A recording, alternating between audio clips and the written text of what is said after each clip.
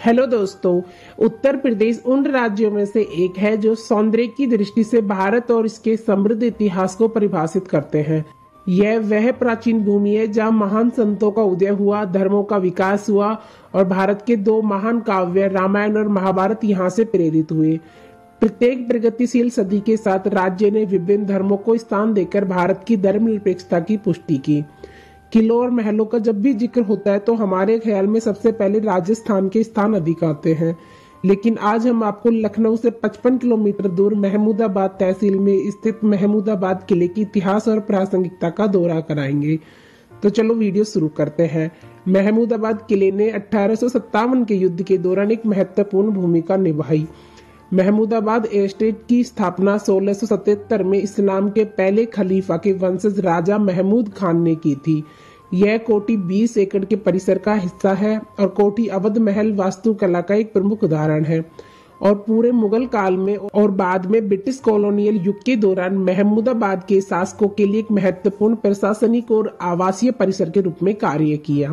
महमूदाबाद किले ने सन 1857 के युद्ध के दौरान एक महत्वपूर्ण भूमिका निभाई और उस समय अंग्रेजों द्वारा कोठी को पूरी तरह से नष्ट कर दिया गया।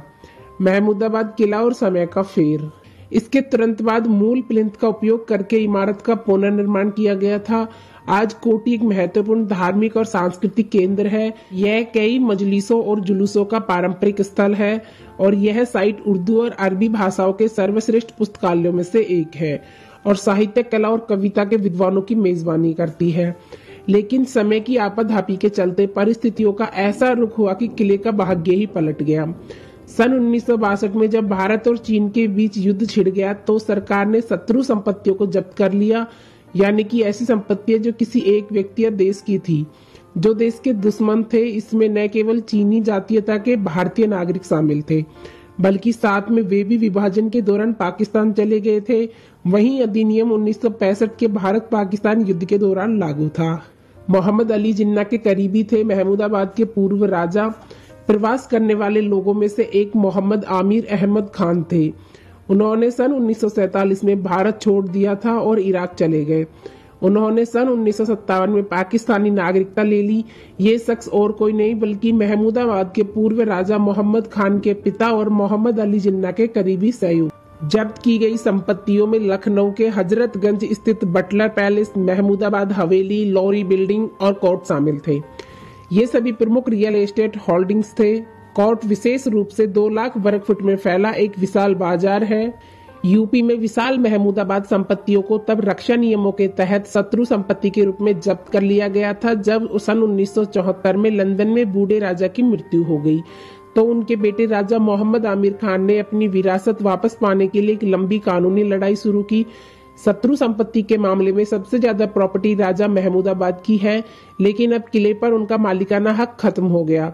सारी शत्रु संपत्ति सरकारी कब्जे में आ गई। महमूदाबाद किले को वास्तव में सन 1965 में सरकार ने अपने कब्जे में ले लिया था। सितंबर सन 2005 में एक ऐतिहासिक कानूनी फैसले में भारत के सर्वोच्च न्यायालय ने भारत सरकार को महमूदाबाद संपत्ति को रिहा करने का और उन्हें वर्तमान राजा के हवाले करने का निर्देश दिया। यह एक शानदार संरचना है जिसमें स्तंभ युक्त मेहराब है, जहां अभी भी कई कमरों में मूल फर्नीचर सुंदर विशाल फारसी कालीनों के ऊपर सुशोभित है। जब राज्य अपने चरम पर था तब किले में जीवन कैसा रहा होगा, इसकी एक झलक अभी भी देखी जा सकती है। यहाँ रहने वाले परिवारों की संख्या बहुत कम हो गई है, लेकिन वे सभी कई पीढ़ियों से शाही परिवार की सेवा में हैं। कोठी अवध महल वास्तुकला का एक प्रमुख उदाहरण है और पूरे मुगल काल में और बाद में ब्रिटिश औपनिवेशिक युग के दौरान महमूदाबाद के शासकों के लिए एक महत्वपूर्ण प्रशासनिक और आवासीय परिसर के रूप में सेवा की। महमूदाबाद मुगल शासन के तहत सबसे बड़े तालुकदारियों में से एक था और महमूदाबाद का घराना बानु तैम इस्लाम के पहले खलीफा अबू बकर की जनजाति से अपनी वंशावली का पता लगाता है। वे 13वीं शताब्दी के पूर्वार्ध में भारत चले आए और उनके पूर्वज काली नसरुल्लाह उस समय अब्बासिद खलीफा के मुख्य काजी या धार्मिक न्यायाधीश थे। यह बगदाद के गवर्नर के राजदूत के रूप में भारत आए और पश्चिमी उत्तर प्रदेश के अमरोहा में बस गए। इसके बाद की पीढ़ियों ने कई राजवंशों के अधीन न्यायाधीशों, मंत्री और सैन्य कमांडरों के रूप में कार्य किया।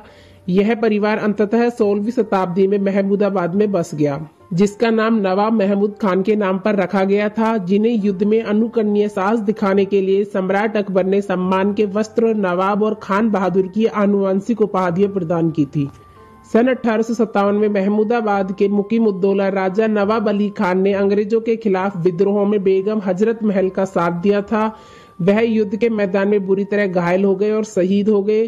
विद्रोह में कोठी पूरी तरह से नष्ट हो गई थी और किला जैसा कि आज है उसके तुरंत बाद मूल नींव पर पुनर्निर्मित किया गया था। किला साल भर विभिन्न परंपराओं और अनुष्ठानों का केंद्र भी है। विशेष रूप से महमूदाबाद का मुहर्रम समारोह पूरी दुनिया में प्रसिद्ध है।